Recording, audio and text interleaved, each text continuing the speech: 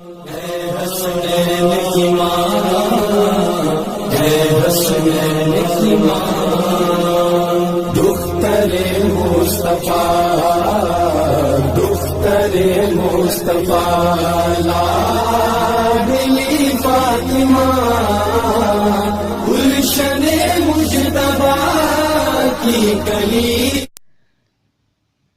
حضرت ابو ہریرہ رضی اللہ تعالی عنہ فرماتے ہیں، نبی کریم صلی اللہ علیہ وسلم نے ارشاد فرمایا، جانتے ہو میری امت کا مفلس کون ہے؟ صحابہ اکرام رضی اللہ عنہم نے عرض کیا کہ ہم تو مفلس اس شخص کو کہتے ہیں جس کے پاس درہم دینار یعنی روپیہ پیسہ نہ ہو۔ تو آپ صلی اللہ علیہ وسلم نے فرمایا، قیامت کے دن میری امت کا وہ شخص مفلس ہوگا جس کے اعمال میں روزہ بھی ہوگا، نماز بھی ہوگی، مگر اس نے کسی کو دنیا میں گالی دی ہوگی، کسی پر جھوٹی تہمت لگائی ہوگی، کسی کا مال غصب کیا ہوگا، کسی کا خون، کسی کا قتل کیا ہوگا، کسی کو ظلماً مارا پیٹا ہوگا۔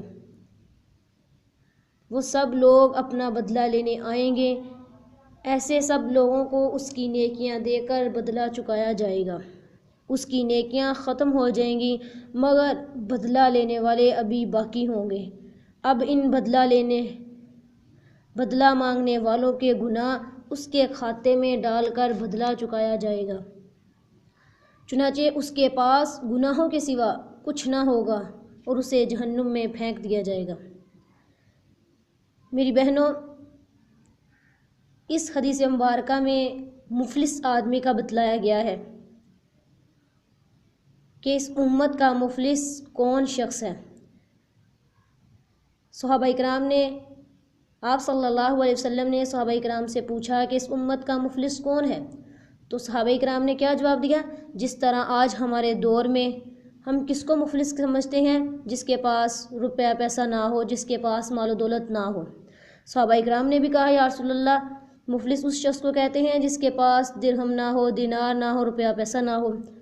تو آپ صلی اللہ علیہ وسلم نے پھر آگے سے کیا فرمایا کہ نہیں، قیامت کے دن میری امت کا مفلس وہ شخص ہوگا جس کے پاس نیک اعمال بہت زیادہ ہوں گے، بہت زیادہ نیکیاں ہوں گی، لیکن اس کے ساتھ اس نے کسی کو گالی دی ہوگی، کسی پر جھوٹی تہمت لگائی ہوگی، کسی کا مال غصب کیا ہوگا، کسی کو قتل کیا ہوگا، کسی کو ظلماً مارا پیٹا ہوگا۔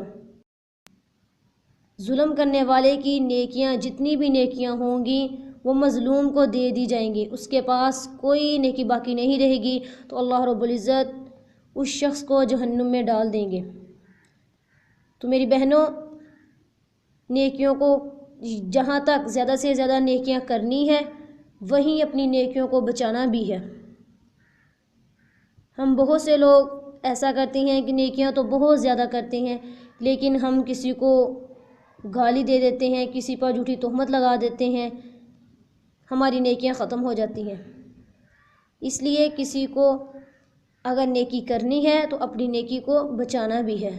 نیکی کرنا جتنا ضروری ہے اس سے زیادہ ضروری ہے اپنی نیکی کو بچانا۔